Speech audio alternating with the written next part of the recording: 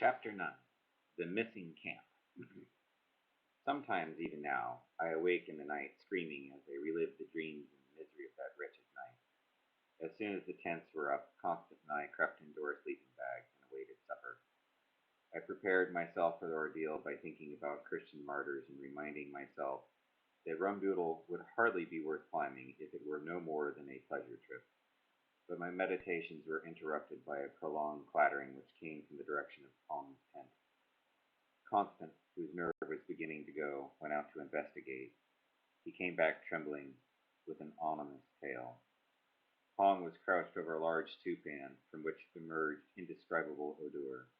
The ground in front of the tent was littered with empty food tins, and Constance had been ascertained that their contents had been those special delicacies which we had chosen to attract the high-altitude palate.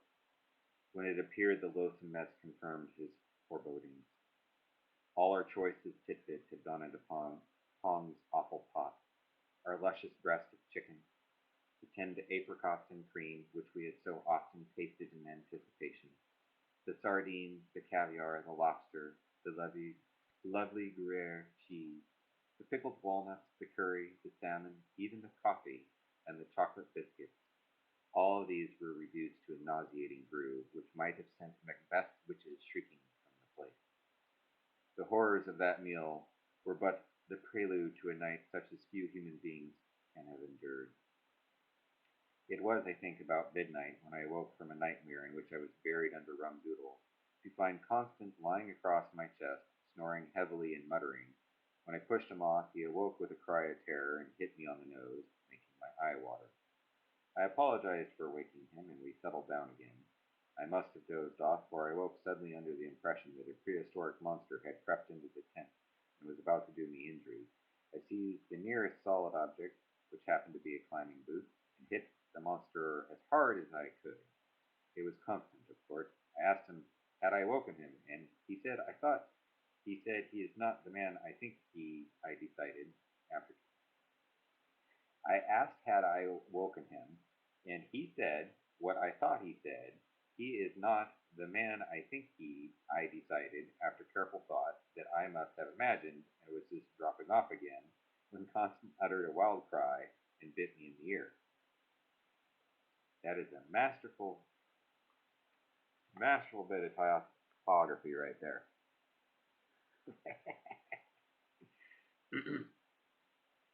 Wow. I woke him up and suggested it might be safer to sleep head to foot. After some strange remarks, he agreed, and I started to shuffle around in my sleeping bag.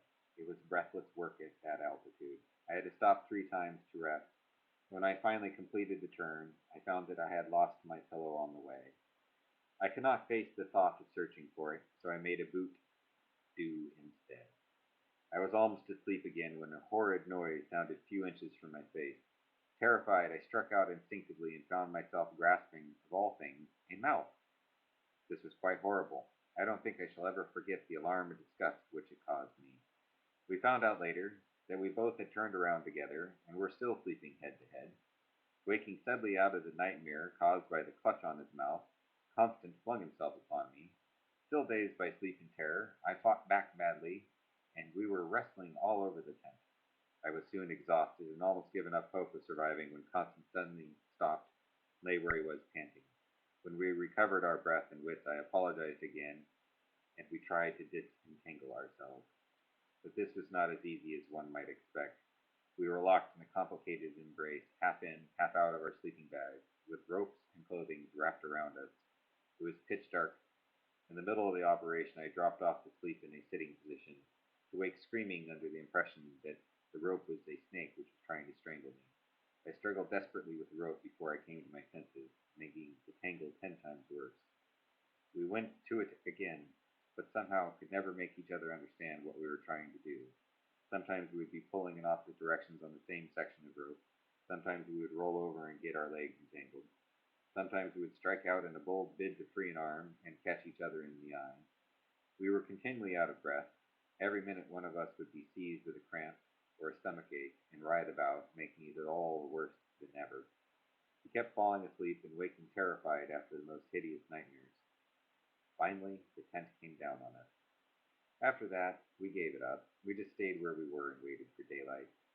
When it was light enough to see, we got our heads out somehow and looked at each other. This can't go on, said Constance. This, I thought, was very well put. At all costs, we must get down to Camp 1. But first we had to get out of the tent, which was no light matter at 29,000 feet. After a few moments of struggle, we were forced to stop to regain our breath. Our hands were freezing. We had to put on gloves, which made the job of disentangling almost impossible. At one point I gave up in despair. I lay gasping with Constance sitting on my head, my arms bound behind me with rope, my legs wrapped in tent and sleeping bag. For the third time I faced the possibility of defeat. Was the mountain too strong for us after all? To make matters worse, Pong came with breakfast. After a sharp and manly struggle with nausea, Constance sent Pong for So-Lo and Lo too. Soon they were working on us, and at last, after what seemed an eternity, we were free men. Telling the porters to re-erect a tent, we went to theirs, where we spent some time boiling our boots in order to de-ice them. Pong followed us with breakfast, which was a rehash of yesterday's leftovers, made still more deplorable by burning. We forced ourselves to swallow a few mouthfuls, holding our noses and closing our eyes and telling ourselves that it was for the sake of the expedition. Then we took some stomach tablets and made our plans. They were simple. We must make Camp 1 as quickly as possible and spread the burden of Pong as widely as we could. We radioed the others and told them to expect us, but we said nothing about Pong, not daring to risk a panic on the mountain. Jungle told me that they would wait for us. Burley, he said, had just become acclimatized, but thought that a further day at Camp 1 would consolidate his fitness. The others, too, thought that they would benefit from an extra day of rest. We moved off early. Our wet boots froze immediately. Short of a rise in temperature, nothing but an amputation could have separated us from him. We fell all over the place, sometimes went to sleep where we lay. So-Lo and Lo-Tu kept saving our lives, but at last they seemed to get tired of it, so they threw us on top of their loads and carried us for the rest of the day. At 27,000 feet, we cast about once more for Camp 1, and again, in spite of radioed instructions, we failed to find it. In desperation, we decided to make for advanced base. We reached in late afternoon, as exhausted as 2 men could possibly be. Our first job was to thaw off our boots. This we did by putting our feet in a bucket of melted snow, which we then boiled over a pressure stove. Luckily, spare boots were available. We then put in a short call to Camp 1 and went straight to bed, refusing food and drink. Next day we were somewhat recovered. Under normal circumstances, we should have taken a long rest, but since this would mean remaining at Pong's mercy, it was not to be thought of. During the night, we had crept into the mess tent and snatched a little food. Fortified by this, we were able to deny ourselves breakfast, and we set off for Camp 1 shortly after sunrise. We made no attempt this time to leave Pong behind. He had by now demoralized us completely. Even to refuse a meal was an act that required the combined moral courage of both of us. We had been somewhat cheered to learn that Shoot, Jungle, and Wish had already started for Camp 2. Burley, now alone at Camp 1, had unfortunately passed the peak of his acclimatization and had deteriorated during the previous day. He thought it advisable to stay behind and recuperate. The day's climb was strenuous but uneventful. Neither Constance nor myself was fit for anything but a dogged trudge behind the porters. Ever since we had been above 20,000 feet, I had been expecting the improvement in their disposition which Constance had promised. It never came. To the end they remained obedient and hardworking, but completely independent and unapproachable. Constance said he could not understand this, but thought that perhaps they were not Yogastanis at all, but Rudastanis, who were a different kind of people altogether. He said he would look it up in his course notes, when he got back home. At 27,000 feet, we made our usual search with the usual result. To this day, I am utterly unable to account for our repeated failures to locate Camp 1. Tired though we were, we had no alternative but to make for Camp 2. It was a pity to leave Burley alone at Camp 1, but I consoled myself with the thought that there would not be 5 of us to share the burden of Pong. Our combined wits might devise some method of circumventing him. So it was onwards and upwards again. Using the steps we had cut 2 days before, we mounted quickly, and camp was reached without further incident. Constant and I had been miserable for so long that it was almost a surprise that we found happy people at Camp 2. As we drew near, the strains of Roll Out the Barrel charmed us like the hosannas of the blessed. We were welcomed with open arms and hearty backslaps. We were punched and thumped. Our hair was ruffled.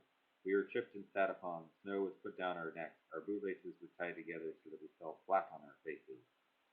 I had not even seen my comrades so boisterous since the crevasse incident. I wondered what the cause might be. And then they saw Tom. I have never seen a mood change so suddenly. The heavily depression descended upon us like a plague of Egypt. The three who, one short moment before, had been gay as sandboys, shrank into melancholy like old men. They glowered at each other, snarled maledictions. They wrung their hands and shook their heads continually. They muttered. They slunk into their tents and cowered in the corners, biting their nails and drooling.